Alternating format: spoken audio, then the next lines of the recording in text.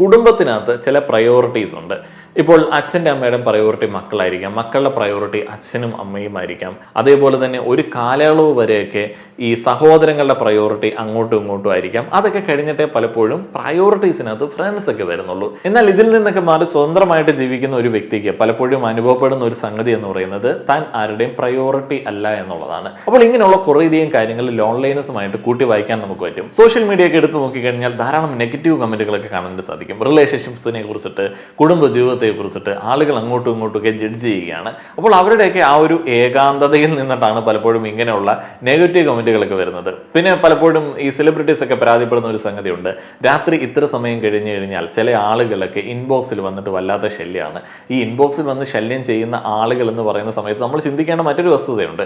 അവരൊക്കെ രാത്രിയിൽ ഏകനായിട്ട് അല്ലെങ്കിൽ ഏകയായിട്ട് എവിടെയെങ്കിലേക്ക് ഇരിക്കുകയായിരിക്കും. അപ്പോൾ ഏകാന്തതയിൽ നിന്ന് പല പ്രശ്നങ്ങളും ഉണ്ടാവാറുണ്ട്.